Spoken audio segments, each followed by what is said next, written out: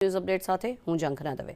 સૌપ્રથમ વાત અમદાવાદની કરીએ। અમદાવાદના વસ્ત્રાપુરમાં નબીરાએ અકસ્માત સર્જ્યો છે। હિમાલયા મોલ પાસે એક નબીરાએ 3 થી 4 જેટલા વાહનો અડફેટે લીધા।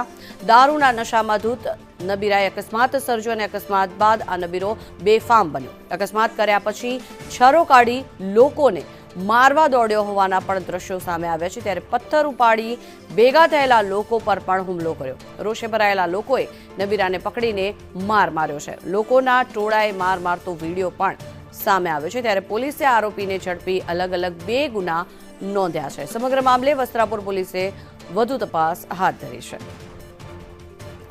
વધુ માહિતી મેળવીએ। સંવાદદાતા જિગ્નેશ પટેલ જોડાયા છે આપણી સાથે। જિગ્નેશ, વારંવાર સરકાર દ્વારા અપીલ કરવામાં આવે છે, લોકોને દારૂ નહીં પીવા કહેવામાં આવે છે, છતાં આવા અનેક નબીરાઓ બેફામ બને છે।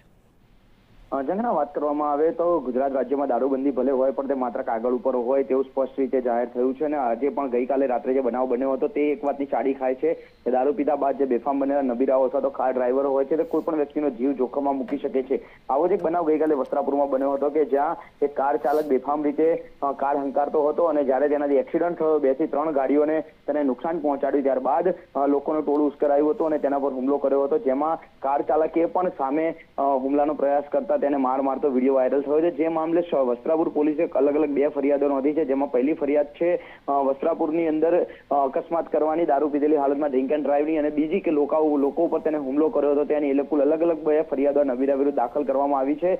અને જે ટોળું તેના પર હુમલો કરતો હતો તે કોણ હતું તેની પણ ઓળખ કરવાની પોલીસે તજવીજ શરૂ કરી છે। જી આભાર જિગ્નેશ સમગ્ર માહિતી બદલ। તો દારૂના નશામાં નબીરાએ સર્જ્યો છે અકસ્માત। આ દ્રશ્યો આપ જોઈ રહ્યા છો, બંને જે દ્રશ્યો છે તે સંદેશ ન્યૂઝ ટીવી સ્ક્રીન પર નબીરો અકસ્માત સર્જી અને ત્યારબાદ દાદાગીરી કરતો નજરે પડ્યો।